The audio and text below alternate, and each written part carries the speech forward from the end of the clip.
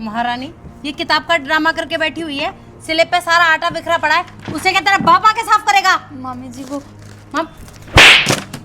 माँ तो थी कामचोर, तू भी कामचोर है। एक्सक्यूज किस बात के दे रही है जब तेरे को बोल दिया वहां जाके साफ कर?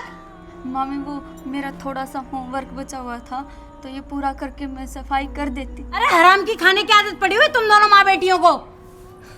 क्या हुआ भाभी, क्या हुआ? इससे कोई गलती होगी क्या? अरे नौटंकी मत कर, पूछ ले अपनी बेटी से। सारी स्लिप है, सारे पे आटा फैला के आई हुई है। मतलब कौन काम करेगा? मैं काम करूंगी क्या यहाँ पे? भाभी वो काम मैं कर दूंगी। अगर ये पढ़ रही है तो इसको पढ़ने दो ना। अरे कहीं कलेक्टर नहीं बन रही है, पढ़ रही है तो इसको पढ़ने दो। तू बनी हो तो ये बनेगी। भाभी हो सकता है जो मैं ना कर पाई वो मेरी बेटी कर दे। मुझे इतना पता है कि वो काम कर लो जाके, ठीक है? भाभी मैं जाके काम करती हूँ और इसको आप है ना कुछ मत कहो, ठीक है बेटा? एक तो इनके ड्रामे, काम से तू कर चक, तू ये करेगी, मुझे इस बात से क्या मतलब? हाँ मैं अगले हफ्ते चक्कर लगाऊंगा। समझिए। हाँ ठीक है ठीक है ठीक है। हाँ। अरे क्या बात गुड़िया, गुमसुम क्यों है? नानू वो मैं पढ़ रही थी, फिर से आज मामी ने मेरी पिटाई की। नानू मैं पढ़ना चाहती हूँ लेकिन मामी मुझसे घर का सारा काम करवाती है। बिटिया तूने कोई ना कोई गलती की होगी, तभी तो मामी ने हाथ उठाया तुम पर। नानू वो मुझसे ना किचन में स्लेब पर आटा गिर गया था तो पढ़ के मैं वो साफ कर देती। तो पहले कर देते बिटिया।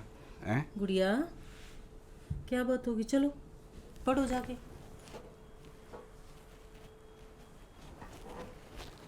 पुष्पा बिटिया, क्या आज अर्चना ने फिर धमकाया है बेटी गुड़िया को? अरे नहीं नहीं बाबूजी, ऐसी कोई बात नहीं है। पुष्पा तू मुझसे कुछ छिपा रही है, बात बता क्या है, क्या चल रहा है घर में? कुछ नहीं बाबूजी। बाबूजी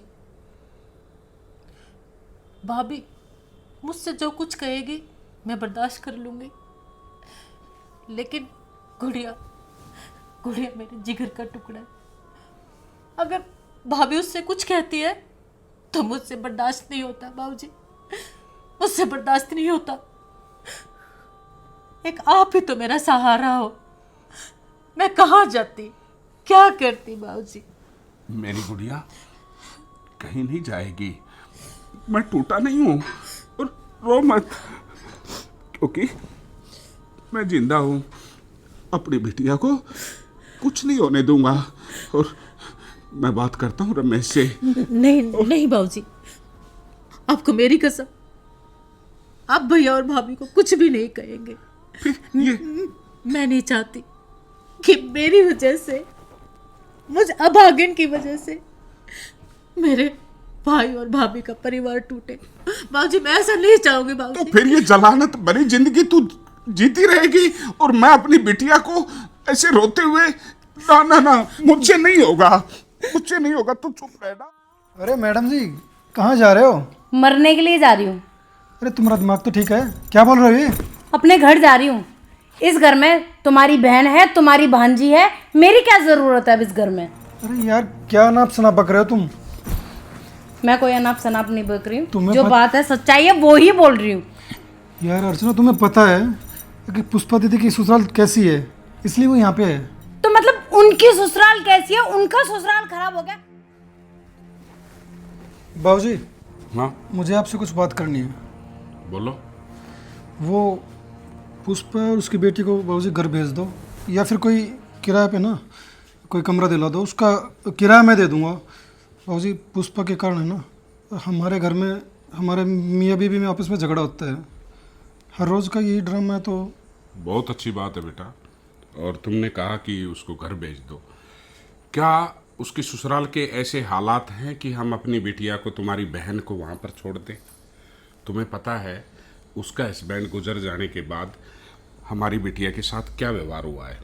दूसरी बात, तो पैसे वाला हो गया कि अपनी बहन को किराए का मकान दिला के और उसको वहाँ पर छोड़ देगा? हैं? बात सुन, जब तक उसका बाप जिंदा है अपनी बेटी को इसी घर में रखेगा।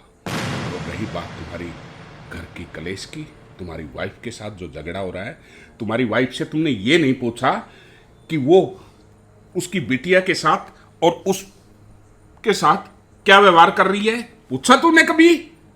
नहीं पूछा होगा, सिर्फ अपनी वाइफ की सुन ली।